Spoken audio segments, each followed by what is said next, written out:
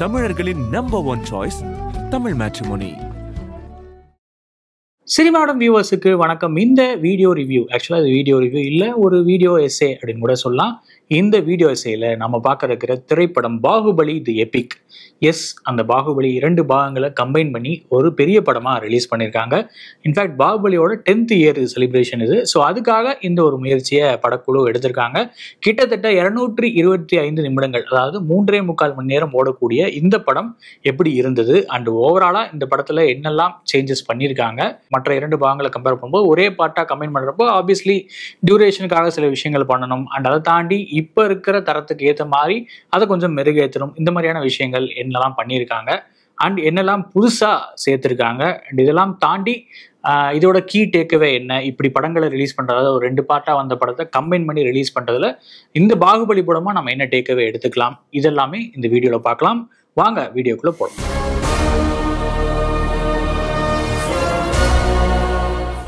பாகுபலி தி Epic. இந்த பாகுபலியோட கதை அப்படிங்கிறது நமக்கு ஒன்றும் புதுசில தான். இன்ஃபேக்ட் லயன் கிங் காலத்திலிருந்து கோச்சடையான் வரைக்கும் இந்த மாதிரியான எபிக் சாகாக்கள், ராஜா காலத்து கதைகள் நம்ம நிறையவே கேட்டு வளர்ந்துருக்கோம். அந்த மாதிரி ஒரு டேல் தான் பாகுபலியும்.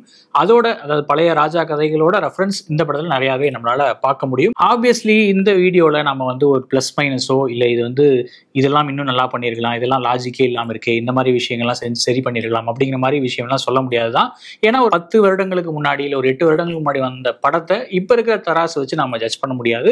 அது அந்த படைப்புக்கு இழைக்கிற அனுமதியும் கூட. ஸோ அந்த வகையில இந்த விஷயத்துல, இந்த வீடியோல நம்ம பார்க்கிற முதல் மேட்டர் என்ன அப்படின்னு பாத்தீங்கன்னா, எனக்கு இந்த ட்ரெய்லர் கட், அதாவது இந்த எபிக் அப்படிங்கிற ஒரு படத்துக்காக ஒரு ட்ரெய்லர் கட் வித்தியாசமா பண்ணியிருந்தாங்க. அந்த ட்ரெய்லர் கட்டோட பெர்ஸ்பெக்டிவ் எனக்கு ரொம்ப பிடிச்சிருந்தது. அதுல ஒரு விஷயம் என்ன அப்படின்னா, ப்ராமிசஸ் அப்படிங்கிற ஒரு விஷயத்தோட முக்கியத்துவத்தை பற்றி பேசியிருந்தாங்க. அதை வாக்கு கொடுக்கறது, ராஜமாதா சிவகாமி கொடுக்குற வாக்குகளாக இருக்கட்டும் அண்டு பாகுபலி தன்னோட ஒய்ஃபுக்கு கொடுக்குற வாக்குகளாக இருக்கட்டும், இது எல்லாத்துக்கும் ஒரு இம்பார்ட்டன்ஸ் இருக்குது இந்த படத்தில். வாக்கு அப்படிங்கிற ஒரு விஷயத்த அந்த மகிழ்மதி மக்கள் எந்த அளவு சீரியஸாக எடுத்துக்கிறாங்க அப்படிங்கிற ஒரு பெர்ஸ்பெக்டிவ் இதில் இருந்தது. அண்ட் அதை தாண்டி உண்மையாகவே மாறலா ஒரு பொலிட்டிக்கலாக இது ஒருத்தங்களுக்கு நம்ம செய்கிறோம் அப்படின்னு ஒரு ப்ராமிஸ் கொடுக்குறோம் அப்படின்னா அதை நிறைவேற்ற எந்த எல்லை வரைக்கும் போகணும் அப்படிங்கிற மாதிரியான ஒரு விஷயத்தையும் பேசியிருந்தாங்க. அண்ட் இதுக்கு இடையில யாரோட ப்ராமிஸ் பெருசு, ஒரு அம்மா கொடுத்த ப்ராமிஸா இல்லை ஒரு ஹஸ்பண்ட் ஒய்ஃபு கொடுக்குற ப்ராமிஸானு ஒரு சின்ன ஒரு மாரல் டைலமாவும் இந்த படத்துல இருந்துச்சு. அது இந்த ட்ரெய்லர் கட்லேயே ரிவ்யூலும் பண்ணியிருந்தாங்க. அந்த ட்ரெய்லர் கட்டோட பெர்ஸ்பெக்டிவ் அப்படிங்கிறது நல்லா இருந்தது. அதை ஜஸ்ட் ஷேர் பண்ணணும்னு தோணுச்சு. அதை இந்த வீடியோவோட முதல் பாயிண்டா வச்சிடறேன். இந்த படத்துல எதெல்லாம் கட் பண்ணியிருந்தாங்க, அதாவது 2 பாகங்களை சேர்த்து வெளியாகும் போது ஆப்வியஸ்லி சில காட்சிகளை குறைச்சாகணும் இல்லையா? ஸோ அந்த மாதிரி குறைத்த விஷயங்கள் என்னென்ன அப்படின்னு பார்த்தா, முதல்ல எக்ஸ்பெக்ட் பண்ண மாதிரியே தமன்னாவோட முதல் பாட்டில் இருக்கிற சில காட்சிகள், ரொமான்ஸ் காட்சிகள் அண்ட் பாடல்களை கொஞ்சம் கட் பண்ணியிருந்தாங்க. அண்ட் அந்த சீன்ஸ் எல்லாத்தையுமே, அதாவது அவந்திகாவுக்கும் ஷிவடு அப்படிங்கிற அந்த 2 கேரக்டருக்கும் இடையில அந்த லவ் டெவலப் ஆகிற விஷயத்த ஒரு வாய்ஸ் ஓவர்லேயே அப்படியே கடந்து போயிட்டாங்க. ஒரு ஃபாஸ்ட் கட்ல அந்தந்த காட்சிகள் அப்படியே தொடர்ந்து நகர்ந்து போயிருச்சு. தமன்னாவோட அங்கே இருக்கிற அந்த விஷன், அவங்க எதுக்காக அங்கே வராங்க அண்ட் அனுஷ்காவை அவங்க எப்படி காப்பாற்றணும் அப்படின்னு நினைக்கிறாங்க, அதுக்கிடையில இந்த லவ் அப்படிங்கிறது அவங்களை எப்படி ஆஸ்லேட் பண்ணுது, இந்த மாதிரியான டீட்டெயிலிங் எல்லாம் பாகுபலியோட ஃபர்ஸ்ட் பார்ட்ல இருக்கும். அதெல்லாம் கொஞ்சம் கம்மி பண்ணி வாய்ஸ் ஓவர்லேயே அதை கன்வே பண்ண ட்ரை பண்ணியிருந்தாங்க. அது கொஞ்சம் ஃபாஸ்ட் கட்டாக கொஞ்சம் டக்குன்னு போயிட்ட மாதிரி தான் இருந்தது. கிட்டத்தட்ட ஒரு 2x ஸ்பீடில் அந்த காட்சிகள் போச்சு அப்படின்னு சொல்லலாம். இன்ஃபேக்ட் பாகுபலி 2ஆம் பாகம் முதல் தடவை வந்தப்போ தமன்னாவோட காட்சிகள் இதில் குறைவாக இருக்கே அப்படிங்கிற ஒரு குறை வந்துட்டே இருந்துச்சு. இந்த பாட்டில் பார்த்தீங்கன்னா ஃபர்ஸ்ட் பார்ட்டில் இருக்கிற காட்சிகளே நிறையாவே குறைச்சிட்டாங்க. அண்ட் ஆப்வியஸ்லி முன்னாடியே சொன்ன மாதிரி 2x ஸ்பீடில் நகருது படம். இன்ஃபேக்ட் ஃபர்ஸ்ட் பார்ட்டோட அந்த இன்டர்வல் இருக்கு இல்லையா, அது படம் ஆரம்பிச்சு ஒரு 35 மினிட்ஸ்லேயே வந்துருது. அந்த அளவு வேகமாக தான் படம் நகருது. பட் ஸ்டில் எல்லா கதையுமே நம்மளுக்கு தெரியும், எல்லா சீக்ரெட்ஸும் நமக்கு தெரியும், எல்லா டெஸ்ட்டுமே நமக்கு தெரியும் அப்படிங்கிறதுனால அது பெருசாக உறுத்தலை. நமக்கு தேவையான அந்த கூஸ்பம் சீன்ஸ், முக்கியமான காட்சிகள் மட்டும் அப்படியே அடிக்கிட்டு போன மாதிரி தான் இருந்தது. இது பார்க்கறதுக்கும் ஒரு நல்ல எக்ஸ்பீரியன்ஸா, வித்தியாசமான எக்ஸ்பீரியன்ஸா இருந்துச்சு அப்படின்னு கூட சொல்லலாம். அதே மாதிரி கண்ணாணி தூங்கடா பாட்டு, இந்த மாதிரியான சில ரொமான்ஸ் காட்சிகளும் அங்கே கட் பண்ணியிருந்தாங்க. இதுவுமே ஒரு நல்ல முடிவாக தான் எனக்கு ஃபீல் ஆச்சு. பட் ஒரே ஊரில் அந்த பாட்டை அப்படியே ரீட்டைன் பண்ணியிருந்தாங்க. ஒருவேளை எனக்கு தெரிஞ்சு ஐமேக்ஸ்ல ரிலீஸ் பண்ணியிருக்காங்க, கொஞ்சம் பிளாட்ஃபார்மேட்லையும் கொஞ்சம் அப்கிரேட் பண்ணி ரிலீஸ் பண்ணியிருக்காங்க அப்படிங்கிறதுனால அந்த பாட்டு விஷுவலாக நல்லா இருக்கும், அப்பீலிங்காக இருக்கும் அப்படிங்கிறனால ரீட்டைன் பண்ணிட்டாங்கன்னு நினைக்கிறேன். அதுவும் ஒரு நல்ல கிரியேட்டிவ் சாய்ஸாக தான் இருந்தது. பட் என்னோட ஃபேவரட்டான கண்ணாணி தூங்கடா பாட்டை கட் பண்ணது கொஞ்சம் வருத்தமாக தான் இருந்தது. அதே மாதிரி பாடல்கள், ரொமான்ஸ் காட்சிகள் தாண்டி இன்னும் சில விஷயங்களும் இதில் கட் பண்ணியிருந்தாங்க. நிறைய மேஜர் சீக்வன்ஸே கொஞ்சம் ஃபர்ஸ்ட் பார்ட்டில் இருக்கிறது கட்டான மாதிரி தான் இருந்தது. இன்ஃபேக்ட் ராணாவும் பாகுபலி பிரபாஸும் நகர்வலம்லாம் போயிட்டு வருவாங்க. அந்த காட்சிகள் அந்த சீக்வன்ஸ் எல்லாமே டோட்டலா ரிமூவ் பண்ணியிருந்தாங்க. அதே மாதிரி இந்த ஸ்டன் காட்சிகளும் நிறையாவே கட் பண்ணியிருந்தாங்க. கொஞ்சம் கூஸ்பம்ஸ் இன்டியூஸ் பண்ற சில காட்சிகளுக்கு நான் வெயிட் பண்ணி பார்த்துட்டு இருந்தேன். அதுலயுமே சில ஷார்ட்ஸ் நல்லாவே கட் பண்ணியிருந்தாங்க.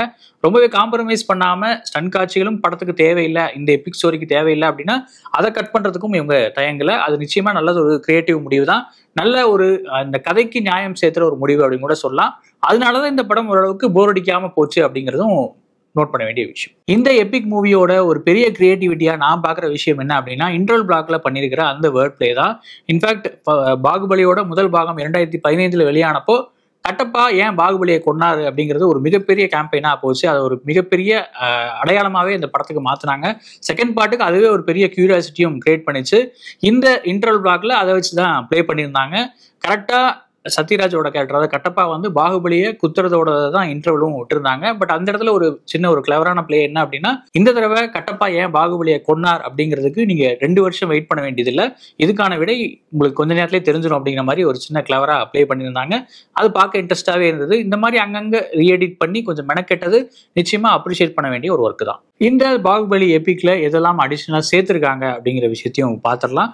முதல்ல எனக்கு தெரிஞ்ச டிஃப்ரெண்டா தெரிஞ்ச ஒரு சீன் என்ன அப்படின்னு பாத்தீங்கன்னா, ஆரம்பத்துல தேவசேனா, அதாவது தன்னோட அம்மாவை மீட்க சிவடு வந்து முதல் முறையா மகிழ்மதி சாம்ராஜ்யத்துக்குள்ள என்ட்ரி ஆவாரு. ஒரு டர்பைனை கட்டிட்டு முகத்தை மறைச்சிட்டு அவர் வந்து குதிரையில வருவாரு. அந்த காட்சிகள் நமக்கு முதல் பாகத்திலே காட்டப்பட்டிருக்கும். பட் இதுல அடிஷனலா என்ன செய்திருக்காங்க அப்படின்னா, அந்த இடத்துல நாசர் ஒரு பெரிய மோனோலாக் பிளே பண்றாரு. பாகுபலியே நான் தான் கொன்னேன், பாகுபலி இதுக்கப்புறம் வரணும்னா மண்ணுல இருந்து முளைச்சுதான் வரணும் அப்படிங்கிற மாதிரிலாம் பஞ்ச் டைலாக்லாம் பேசுறாரு. அதை பேரலா பிரபாஸ் வர அந்த சீனோட கட் பண்ணி காமிச்சிருந்தாங்க. இது வந்து ரொம்ப ஒரு கிரியேட்டிவான நல்ல ஒரு விஷயமா இருந்தது. ஏன்னா அந்த இடத்துலயே அவர் வந்து பாகுபலி ரிட்டர்ன்ஸ் அப்படிங்கிற மாதிரி ரிவீலும் பண்ணிடுறாங்க.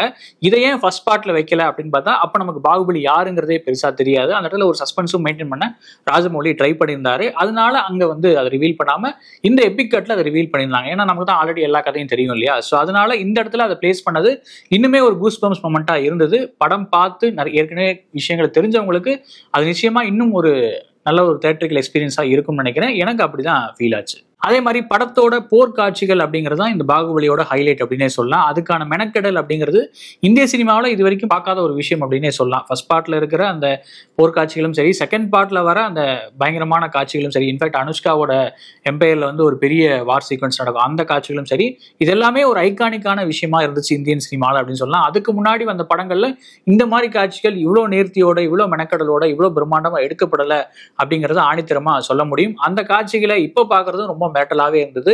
அந்த காட்சியை என்ஹான்ஸ் பண்ற மாதிரி பிஜிஎம்ல சில சேஞ்சஸும் பண்ணியிருந்தாங்க. கொஞ்சம் அடிஷனலா பிஜிஎம்ஸ் ஒர்க் பண்ண மாதிரி இருந்தது. அதே சமயம் இன்னும் அந்த விஷுவல்ஸை கிராண்டா காட்டுறதுக்கு விஎஃப்எக்ஸ்லயும் கொஞ்சம் மெனக்கெட்டிருக்காங்களோ அப்படிங்கிற ஒரு டவுட் இருக்கு. ஏன்னா முதல் பார்ட் முன்னாடி வந்த பாகங்களை விட இந்த இடத்துல விஎஃப்எக்ஸ் கொஞ்சம் சேஞ்ச் ஓவர் ஆகி கொஞ்சம் அடிஷனலா நமக்கு நேர்த்தியான அவுட்புட்டா தெரிஞ்சுது. அது நிச்சயமா நல்லது ஒரு ஒர்க்கு தான். அந்த இடத்துல ஒரு ஹார்ட் ஒர்க்கை போட்டிருக்காங்க அப்படிங்கிறது நமக்கு தெரியுது. அண்ட் வார் சீன்ஸ் உட்பட மகிழ்மதி சாம்ராஜ்யத்தை காட்டின அந்த ப்ரொடக்ஷன் டிசைன்ல இருந்து எல்லாமே அப்பவே ஐகானிக்கா தான் இருந்தது. அதை இப்போ பார்க்கறதுக்கும் அப்படியே தான் இருக்கு. விஷுவலா ஒரு மாஸ்டர் பீஸ் பாகுபலி அப்படிங்கிறத இந்த எபிக் படம் பார்க்குறப்போ நம்ம இப்பவுமே உணர்றோம். அதுக்கு காரணம் அது அந்த ஸ்டாண்ட் அவுட்டா அந்த படம் இவ்வளோ வருஷம் ஆனாலும் ஸ்டாண்ட் அவுட்டா தெரியுது. அந்த பெஞ்ச் மார்க்கை யாராலையும் பீட் பண்ண முடியல அப்படிங்கிறது நிச்சயமா ஒரு பெரியதொரு பெருமை தான். அதுக்கு நிச்சயமா ராஜமௌலி டீமுக்கு பாராட்டுகள். பாகுபலி தி எபிக்கோட கீ டேக்அவேவா நான் பார்க்குற விஷயம் என்ன அப்படின்னா, படம் இந்த எபிக் கட் வந்து கிட்டத்தட்ட 3.25 மணி நேரம் ஓடுது. இந்த பெரிய கதையை வந்து 2 பாகமா சொல்ல முடிவெடுத்தது அப்போ நல்லது ஒரு கிரியேட்டிவ் சாய்ஸ் அப்படின்னு தான் நான் நினைக்கிறேன். ஏன்னா இவ்வளோ டீட்டெயில்டான ஒரு ஸ்டோரி, இவ்வளோ கேரக்டர்ஸ் இருக்காங்க, ஒவ்வொரு கேரக்டருக்கும் ஒரு அஜெண்டா இருக்கு, ஒரு பெரிய சாம்ராஜ்யத்தோட ஒரு சாகாவை சொல்றாங்க. அப்படிங்கிறப்போ இந்த டீட்டெயிலிங்கும் நிதானமும் 2 பார்ட்ல நிச்சயமா தேவைப்பட்டிருக்கு அப்படின்னே சொல்லலாம். இந்த எபிக் கட் பார்க்குறப்போ முன்னாடியே சொன்ன மாதிரி 2x ஸ்பீட்ல போகுது அப்படின்னாலுமே நம்ம ஏற்கனவே பார்த்துட்ட விஷயங்கிறனால தான் நமக்கு எந்த குழப்பமும் இல்லாமல் படம் பார்க்க முடியுது. ஒருவேளை ஃப்ரெஷ்ஷாக இந்த படத்தை பார்க்குறவங்களுக்கு இது கொஞ்சம் குழப்பத்தை கொடுக்கக்கூடிய ஒரு கட்டாக தான் இருக்கும். அதனாலேயே நான் என்ன சொல்ல வரேன் அப்படின்னா, நிறைய படங்கள் அதாவது ஃபுட்டேஜ் எடுத்துட்டோம் அப்படிங்கிறதுக்காக கட் பண்ணி 2 பாகங்களா விடுவாங்க. அது ஒரு தேவையில்லாத ஒரு மார்க்கெட்டிங் கிமிக்காக தான் நமக்கு ஃபீல் ஆயிருக்கு. பட் இந்த பாகுபலியை பார்க்குறப்போ இது 2 பார்ட்டா விட்டது ரொம்ப அவசியமான ஒன்று அப்படின்னு தான் நான் பார்க்குறேன். 2 பார்ட்டுக்கும் ஒரு தனிப்பட்ட உழைப்பு போட்டு ஒரு ரைட்டிங்ல மெனக்கெட்டு ஸ்கிரிப்டா ப்ரொடக்ஷனா அவ்வளோ பிளானிங்கோட இந்த படத்தை எடுத்திருக்காங்க அப்படிங்கிறது இந்த எபிக் கட் பார்க்குறப்போ நமக்கு ரிவீல் ஆகுது. அதுக்கும் நிச்சயமா இந்த படக்குழுவுக்கு வாழ்த்துக்கள். நடிச்ச நடிகர்களுக்கும் சரி, உழைத்த கலைஞர்களுக்கும் சரி, இந்த படத்தோட எண்டிங்லேயே ஒரு பெரிய கார்டு போடுவாங்க. இது எல்லா கலைஞர்னாலையுமே சாத்தியமாச்சு. கிட்டத்தட்ட ஒரு 1000கணக்கான மக்கள் வந்து இதில் உழைச்சாங்க அப்படிங்கிற மாதிரி ராஜமௌழி ஒரு எண்ட் கார்டு போடுறாரு. அது நிச்சயமா அந்த பாராட்டுக்கு உரியவங்க தான் எல்லாருமே அப்படின்னு கூட சொல்லலாம். இந்த மாதிரியான ஒரு எபிக் மூவி இந்தியன் சினிமாவில் இருக்கு அப்படிங்கிறது நமக்கு நிச்சயமா பெருமை சேர்க்கிற ஒரு விஷயம் தான். அதை கொண்டாடுறதுக்காகவே இந்த பாகுபலி எபிக் கட்ட திரையரங்கில் பார்க்கலாம். ஐமேக்ஸ்லையும் ரிலீஸ் ஆயிருக்கு. விஷுவலாகவும் நல்லா என்ஹான்ஸ் பண்ணியிருக்காங்க. சவுண்ட்லையும் நல்லாவே ஒர்க் பண்ணியிருக்காங்க. ஒரு ரீரிலீஸ் அப்படிங்கிறதுக்கு ஒரு கடனுக்குன்னு ரீரிலீஸ் பண்ணாமல் உட்காந்து ப்ராப்பராக கட் பண்ணி ஸ்டோரியை கன்வே ஆகிற மாதிரி வாய்ஸ் ஓவர்லாம் ஆட் பண்ணி பல மெனக்கெடல்கள் இதில் இருக்குது. அதுக்காகவே இதை நிச்சயமாக கொண்டாடலாம். ஒருவேளை இந்த பாகுபலி எபிக் கட்ட நீங்கள் பார்த்துருந்தீங்க அப்படின்னா உங்களோட எக்ஸ்பீரியன்ஸ் எப்படி இருந்துச்சு அப்படிங்கிறத கமெண்ட்ல ஷேர் பண்ணுங்கள். வேற ஒரு ரிவ்யூவில் உங்களை மீட் பண்ணுறேன். நன்றி, வணக்கம். தமிழர்களின் நம்பர் 1 சாய்ஸ் தமிழ் மேட்ரிமோனி.